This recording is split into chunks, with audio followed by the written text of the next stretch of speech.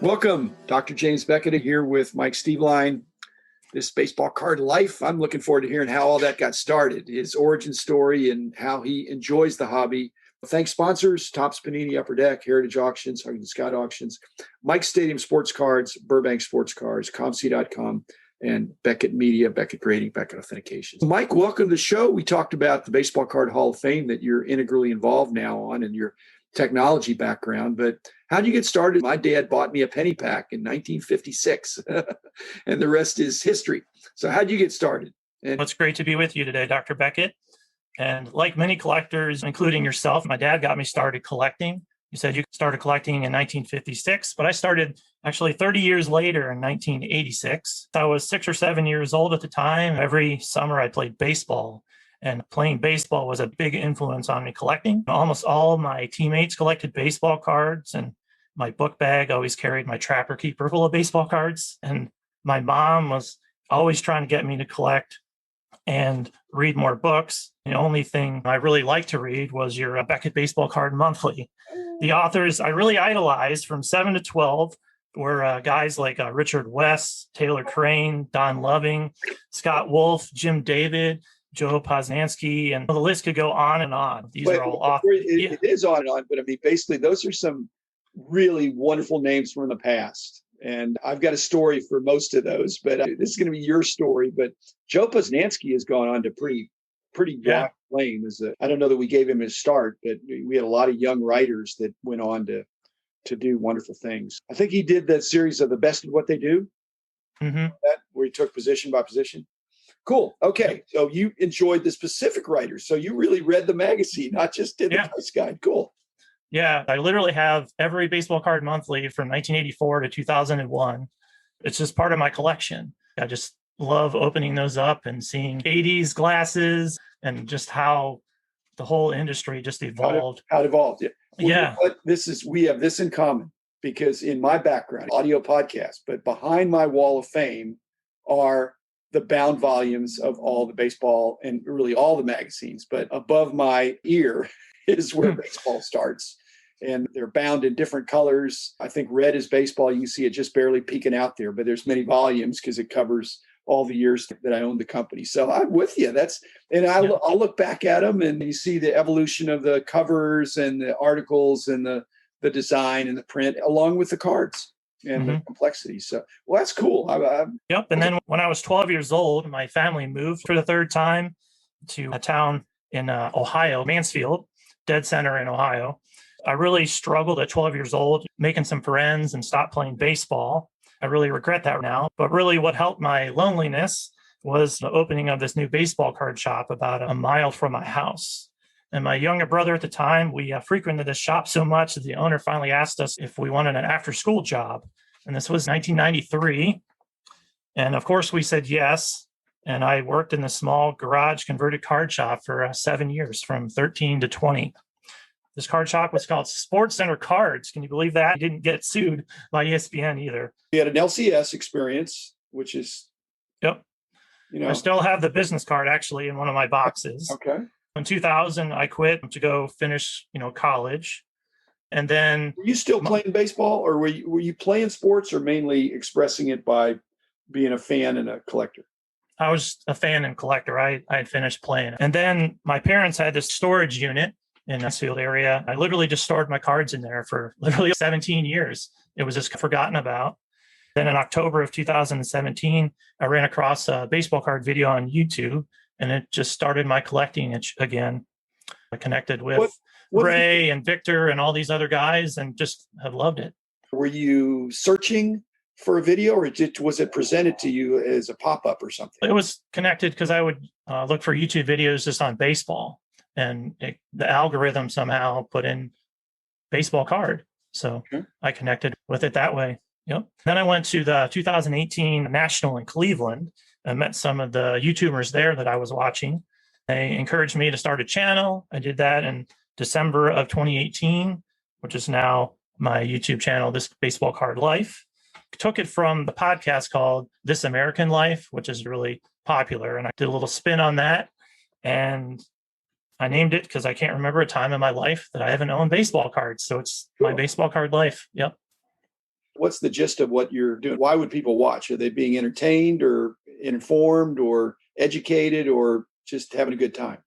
More educated. I don't open a lot of packs. I don't do a lot of hot topics. It's just, here's some cards I just picked up I really like. I'm working on a registry or I'm building a set. Like this year, I want to do the 64 Topps Giant set.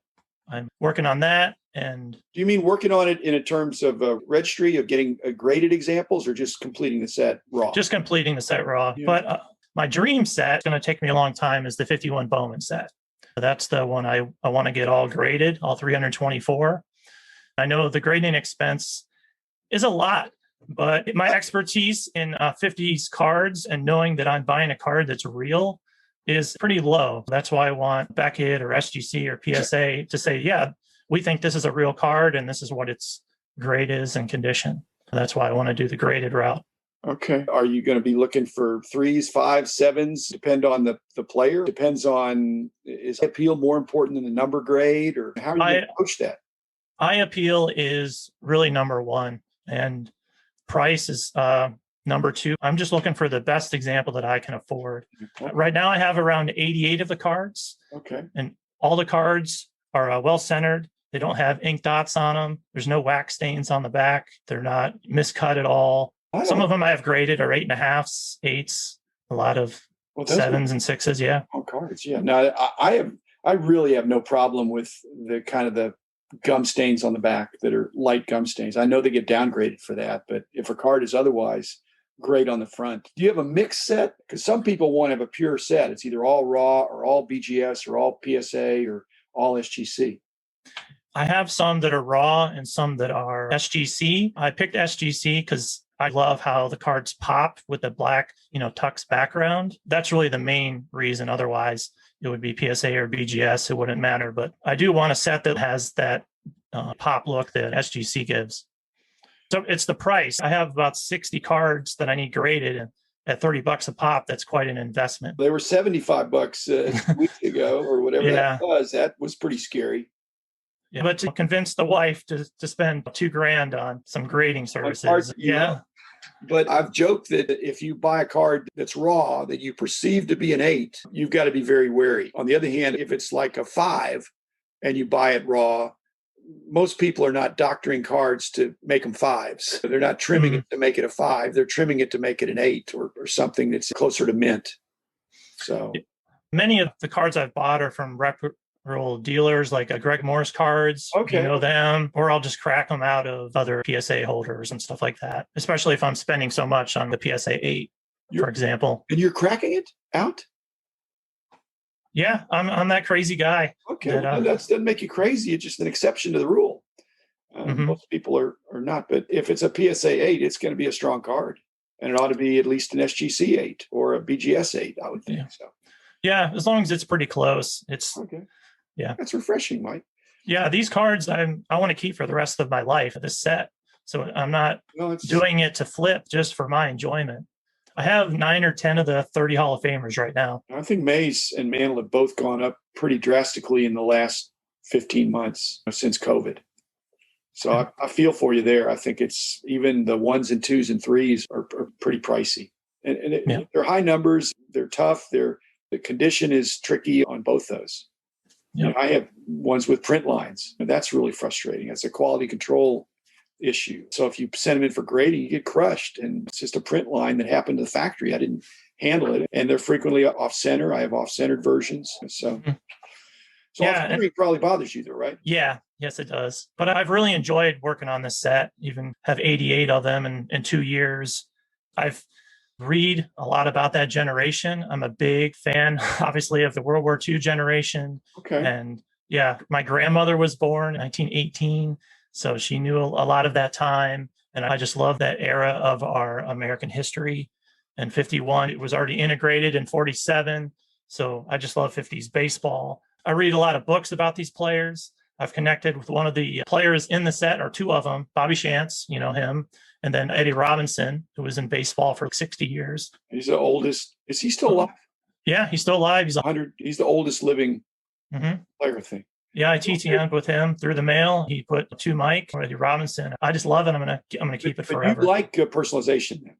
Yeah, absolutely. Most people don't, but if they're interested in selling, they've got to sell to another Mike. I'm not I trying to make understand. money on it. That's refreshing, Mike. I'm not. I'm just saying that's an interesting way to do it. And I think players probably enjoy it. I don't do very many autographs, but when I personalize it, that's better. You got to write an extra thing, but it means the person wants it for themselves instead of to quickly sell it. Who's your favorite player then? So that's the set you're working on. Or do you have any player registries or player collecting focus or teams or anything? In the 90s, like thousands of young men, Ken Griffey Jr. was the man. He was the guy in the 90s with that beautiful swing. Yep. And yeah, I have a few binders full of my childhood cards of Ken Griffey Jr. So when you go to the National or a big show, are you mainly just looking for vintage cards? Or are you having a side eye for some Griffey stuff or anything else? Or are you mainly focused on 51 Bowman? Right now, 51 Bowman. When I got back into collecting in October 2017, I was really just trying to get cards I couldn't afford in the 90s. And that was a lot of nicely conditioned 80s cards, the 84 Donners Mattingly, them all 85 Topps Mark McGuire, and I got what I wanted. So then I moved backwards into the 50s. Yep.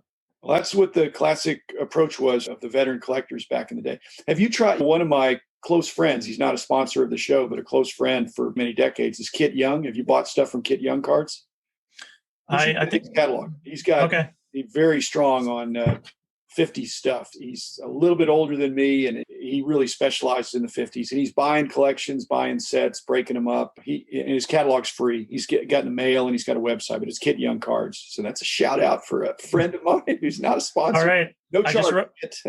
I just wrote that down. I will look him up for sure. Very, very reputable. He's got a strong team, and like I said, a close friend and somebody I would really trust. Are there any other dealers you particularly work with, or when you go to a show, do they see you coming, that they know you're a 51 Bowman guy, or what's the dynamic there? No, I don't think I have a special relationship really with any of them right now. I just am one of the guys with the Hall of Fame hat on. That's me. You do. Kit Young or somebody like that is going to say, I know this customer's interested in this. When I get some new ones in, I'm going to let him know. And if it's priced according. So there's some relational buying that does work for things like that. If you're going to be a consistent buyer and if they offer you all the cards you need, you're going to say, that's not in my budget to buy them all. But here's my budget for each month or whatever. And here's my priorities, the ones I'm really looking for the most. Yeah. Okay. Yeah, I just wouldn't want to be like a sucker. Like this guy, he's going to pay top dollar. That's what I'm not interested in. But if you're not saying that you are specific to any one grading company or any one particular grade, then you're still in control. You're sizing up the potential purchase as to, do I want it at this price? Do I want this card at this price? So it's not buying the holder. It's not worrying about the current trends. This is the price I'd like to pay for this card that looks at least this good. So my 51 Bowman was a tough set for me to complete, but I did complete it. I have completed it, and it was fun. Actually, I bought a collection somewhere in the Mansfield area. It's somewhere around Columbus. Okay. When I was up in Bowling Green, and it had a near set of 51 Bowman that really got me rolling. And it had at least one 51 Bowman wax box. There were no wrappers, but it was in a box. And I got it from a collector from an ad that I ran in the newspaper. And that's before your time. Yeah. I think before you were born. But anyway, great note to end on. Before you were born. It was fun to buy cards in those days because they were a lot cheaper and days were simpler. So Mike Steveline, thank you. Thanks for pitching in on the Baseball Card Hall of Fame and telling us your origin story. Enjoyed it. We'll be back again tomorrow with another episode. The man